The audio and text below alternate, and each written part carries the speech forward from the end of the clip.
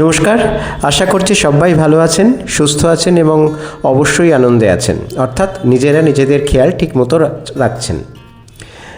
দিল্লি যাত্রার দিনের বর্ণনা তো আপনাদের এর আগের এপিসোডে দেখিয়েছি। দিল্লিতে আমি গেছিলাম আমার অফিসিয়াল একটা মিটিংয়ের জন্য। তো পরের দিন সকালবেলা অফিসে পৌঁছে সারাদিন কেটেছিল প্রচণ্ড ব্যস্ততার মধ্যে দিয়ে। পরপর বেশ কিছু মিটিং ছিল। বিকেলের দিকে আধ ঘন্টার একটু ফাঁক পাওয়া গেল। মনে হলো যে দিল্লিতে এসেছি আর দিল্লির চাট খাবো না তা কি হয়। অফিসে স্থানীয় আমার সহকর্মীদের জিজ্ঞেস করতে তারা জানালো যে এর উল্টো দিকেই একটি মেট্রো স্টেশন আছে, নেহেরু প্লেস মেট্রো স্টেশন। আর ঠিক মেট্রো স্টেশনের পেছনেই রয়েছে একটা এপিকিউরিয়া বলে একটা ফুড কোর্ট। তো এখানে প্রচুর চাটের দোকান আছে। তো সেই মতো আমরা বেরিয়ে গেলাম অফিস থেকে বেরিয়ে জাস্ট রাস্তাটা ক্রস করেই চলে এলাম এই ফুড কোর্টটিতে। আমার একটা জিনিস ভেবে ভারী অদ্ভুত লাগলো, এই পুরো কমপ্লেক্সটার একটা দিকে রয়েছে মেট্রো স্টেশন, অন্যদিকে রয়েছে একটি ফ্লাইওভার এবং এর পেছন দিকে রয়েছে এই ফুড কোর্টটি। এখানে যেহেতু তার পরের দিনই দোল বা তার পরের দিন থেকেই দোল শুরু হয়ে যাবে, এই ঘটনাটা হচ্ছে সোমবারের। আর যেহেতু সোমবার ছিল ওই হোলিকা দহন বলে একটা যে হয় দোলের আগের দিন যে অনুষ্ঠানটি হয় সেটির, আর তার পরের দিন ছিল দোল, সেই জন্য বেশ ভিড় ছিল ফুড কোর্টটার মধ্যে, কারণ পরের দিন থেকেই ছুটি। আমরা চুজ করেছিলাম কিছু চাট, পাপড়ি চাট আর কফি। তো সেসব খেয়ে অফিসের কাজ শেষ করে ঠিক করলাম একবার ইসকনে যাওয়া যাক। যেতে যেতে সন্ধে 8টা বেজে গেছিলো। শুনলাম 8:30 থেকে 9টার মধ্যে মন্দির বন্ধ হয়ে যায়। আকাশে তখন পূর্ণ শশী ঝলমল করছে, পূর্ণিমা অলরেডি লেগে গেছে। আর এই দেখুন, এই মন্দিরের প্রেমাইসেসের মধ্যে কি সুন্দর একটা মূর্তি, শ্রীকৃষ্ণের কালিয়া দমনের লীলাকে এখানে তুলে ধরা হয়েছে। এই ইসকন মন্দিরটি আমরা যেখানে আছি অর্থাৎ নেহেরু প্লেস থেকে কিন্তু বেশি দূরে নয়, হেঁটেও চলে যাওয়া যায়, তবে আমরা অটো করেই গেছিলাম। যেতে সময় লেগেছিল ওই 10 থেকে 15 মিনিটের মতো। এই ইসকন মন্দিরটি কিন্তু খুব একটা পুরনো নয়, এটা 1998 সালে তৈরি করা হয়েছে। আমরা মন্দিরের ভেতরে যখন ঢুকলাম তখন ভগবানের আরতি শুরু হয়েছে। এখানে মন্দিরের ভিতরে তিনটি বিগ্রহ রয়েছে।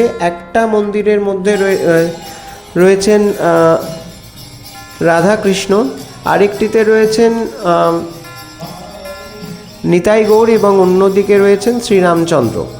এই দেখুন, এই মন্দিরটিতে রয়েছেন রাধা কৃষ্ণ, সঙ্গে দুজন সখীও রয়েছেন। মন্দির প্রাঙ্গণ তখন কীর্তনের শব্দে একেবারে মুখরিত। এখানে আরতি চলছে এখন। আর ঠিক তার উল্টো দিকেই রয়েছেন স্বয়ং শ্রীল প্রভুপাদ। এই মন্দিরটির গঠনশৈলী কিন্তু ভীষণই সুন্দর। ওপর দিকটাতে শ্রী চৈতন্যদেবের জীবনের বিভিন্ন যে লীলাগুলো রয়েছে সেগুলো সুন্দর ছবির মাধ্যমে তুলে ধরা হয়েছে।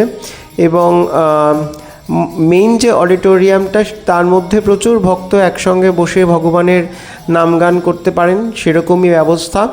আর মূল যে মন্দিরটা, সেটাকে আপনি প্রদক্ষিণও করতে পারবেন। তিনটি যে মূল মন্দির রয়েছে এক লাইনে, তার ঠিক আগেই রয়েছে নৃসিংহদেবের মন্দির, সেটাও দেখাচ্ছি আপনাদের।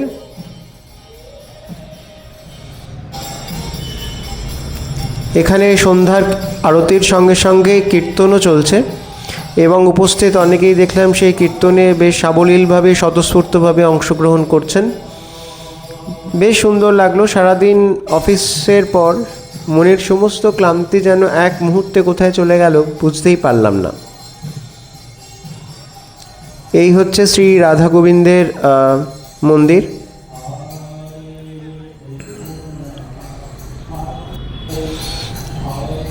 আর এটা হচ্ছে এই মন্দিরের মূল অডিটোরিয়াম।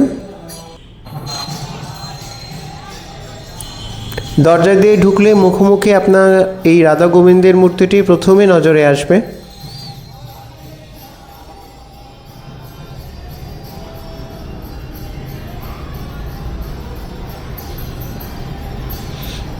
ইসকনের মন্দির মাত্রই সেখানে পরিষ্কার পরিচ্ছন্নতা তো বটেই, সেই সঙ্গে সেখানকার যে দেবতাদের যে সাজসজ্জা সেটাও বিশেষভাবে নজর কাড়ে। এই মন্দিরও কিন্তু তার ব্যতিক্রম নয়। আরতি এইমাত্র শেষ হলো এবং এরপর সাধারণ ভক্তরা ভগবানকে পুজো দিতে পারবেন। আমরা যেহেতু অফিস থেকে ডাইরেক্ট চলে গেছিলাম, সেজন্য আমরা আর পুজো দিইনি। ভগবানকে প্রণাম করে এবং দক্ষিণা দিয়ে আমরা মন্দির থেকে বিদায় নিয়েছিলাম।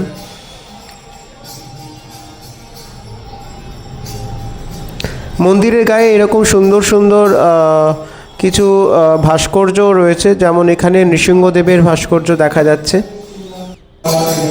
এখানে বিষ্ণু অনন্ত শয্যায় শুয়ে রয়েছেন।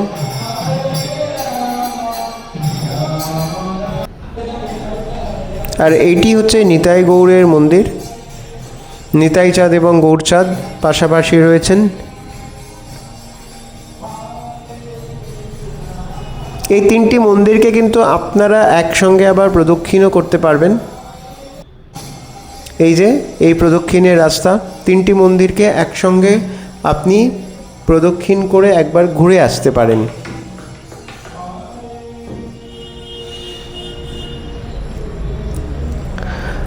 সমস্ত প্রদক্ষিণ পথটি খুব সুন্দর করে সাজানো, বিভিন্ন রকম ছবি দিয়ে।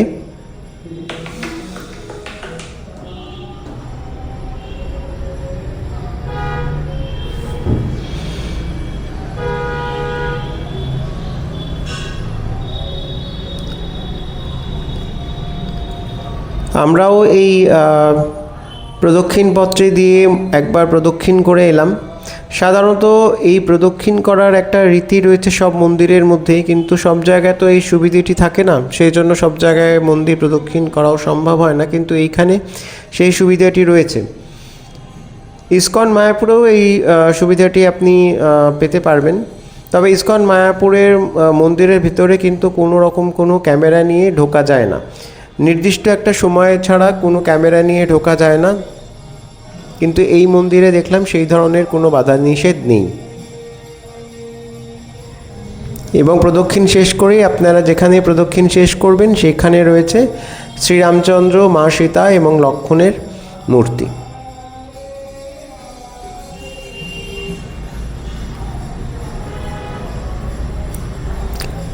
সমস্ত এই প্রদক্ষিণ পথটির দেওয়াল জুড়ে রয়েছে বিভিন্ন ধরনের ছবি, তা কৃষ্ণলীলার এবং শ্রী চৈতন্যের জীবনের ওপর ভিত্তি করে যে ছবিগুলো রয়েছে সেগুলো সত্যিই খুব সুন্দর।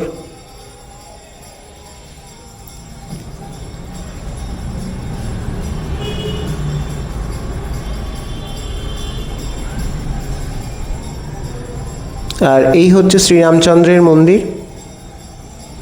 অর্থাৎ তিনটে মন্দির পাশাপাশি, একটাতে হচ্ছে রাধাকৃষ্ণ, একটাতে শ্রীরামচন্দ্র এবং একটিতে গৌরনিতাই। এবং এই তিনটে মন্দির ছাড়া যে মন্দিরটি এই কম্পাউন্ডের মধ্যে রয়েছে সেটি হচ্ছে নৃসিংহদেবের এই মন্দির। মূর্তিটি অসাধারণ সুন্দর। সাধারণত নৃসিংহদেবের যে মূর্তিগুলো আমরা দেখে অভ্যস্ত সেগুলোতে শুধু নৃসিংহদেবই থাকেন বা তার সঙ্গে প্রহ্লাদ থাকে। এখানে নৃসিংহদেব আর মা লক্ষ্মী একসঙ্গে রয়েছেন এবং এক পাশে রয়েছেন ভক্ত প্রহ্লাদ।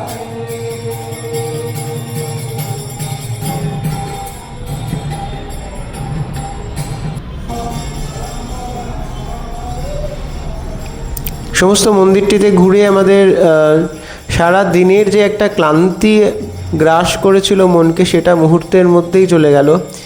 আর এই অদ্ভুত সুন্দর একটা পরিবেশ, যেখানে ভক্তরা কীর্তন করছেন, মন্দিরে আরতি হচ্ছে, সেই সঙ্গে সঙ্গে উপস্থিত যারা আছেন তারাও মন্দিরের বিভিন্ন কাজে নিজেদের নিয়োজিত করেছেন। এটা দেখেই কিন্তু ভীষণ ভালো লাগলো।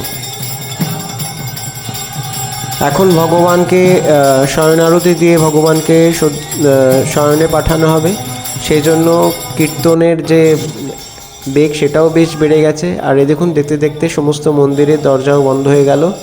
অর্থাৎ আজকের মতো দর্শন শেষ। ভগবান এখন বিশ্রাম নেবেন। আমরাও তাই প্রণাম জানিয়ে মন্দির থেকে বেরিয়ে এলাম। আমরা ঠিক করেছিলাম যে আজকে এই মন্দির থেকেই আমরা প্রসাদ পেয়ে তবে হোটেলে ফিরব, কারণ আজকে এমনিতেই সোমবার, আমি তো নিরামিষ খাবারই খেয়ে থাকি। তারপরে আজকে পূর্ণিমাও লেগে গেছে, আর উপরি পাওনা হিসেবে আজকে ভগবানেরও দর্শন পাওয়া গেল। সুতরাং আমরা ঠিক করলাম যে আজকে এইখানকার যে গোবিন্দা রেস্তোরাঁটা আছে এই কম্পাউন্ডের মধ্যে, সেখান থেকেই আমরা খাবার খেয়ে বাড়ি ফিরবো বা হোটেলে ফিরবো। আর এই হচ্ছে পুরো টেম্পল প্রিমাইসেসটা। উপরে চাঁদের আলোয় এটাকে আরও বেশি সুন্দর লাগছে। আপনার হাতে যদি সময় থাকে বা একটা বেলা কিন্তু অনায়াসেই আপনি এই মন্দিরে কাটাতে পারেন। আর এদের নিজস্ব গেস্ট হাউসও রয়েছে। আর এই হচ্ছে এখানকার রেস্তোরাঁ। এই রেস্তোরাঁতে দুভাবেই খাওয়া যায়, আলা কার্টেতেও খাওয়া যায় বা বুফে সিস্টেমও আছে। বুফেতে 550 টাকা করে জনপ্রতি এনারা চার্জ করেন, আর আলা কার্টেতেও আপনি যেভাবে অর্ডার করবেন সেভাবেই আসবে। আমরা আলা কার্টেতেই অর্ডার দিয়েছিলাম। আমার দক্ষিণ ভারতীয় এক সহকর্মী নিয়েছিল ইডলি আর ডোসা, বাকি দুজন আমরা নিয়েছিলাম কড়াইশুঁটির পোলাও, তাই সেই সঙ্গে আলু ফুলকপির একটা তরকারি আর ডাল। খাবারের টেস্ট খুব ভালো। ও তার সঙ্গে একটা লাচ্চা পরোটাও ছিল। খাবারের টেস্ট নিয়ে আলাদা করে বলার কিছু নেই। সমস্ত গোবিন্দাতে যতগুলো রেস্তোরাঁ আছে সারা ভারতবর্ষ জুড়ে প্রত্যেক জায়গায় খাবারের কোয়ালিটি এবং মান একই রকম। আর এই রেস্তোরাঁর মধ্যেও একটা শ্রী জগন্নাথের একটা মূর্তি রয়েছে, শ্রী জগন্নাথ, মহারানী সুভদ্রা এবং বলভদ্রের। সেখানেও আমরা গিয়ে প্রণাম জানিয়ে ফিরে চললাম আমাদের হোটেলের উদ্দেশ্যে। এখান থেকে আবার অটো ভাড়া করে আমাদের হোটেলে যেতে হবে। সময় লাগবে ওই আবারও 10-15 মিনিট। সেই সঙ্গে অটো ভাড়াও হচ্ছে 100 টাকা থেকে 150 টাকা। এসেছিলাম 100 টাকা, যাওয়ার সময় 150 টাকা লেগেছিল। যাই হোক, ভালো থাকবেন সবাই, আবার দেখা হবে।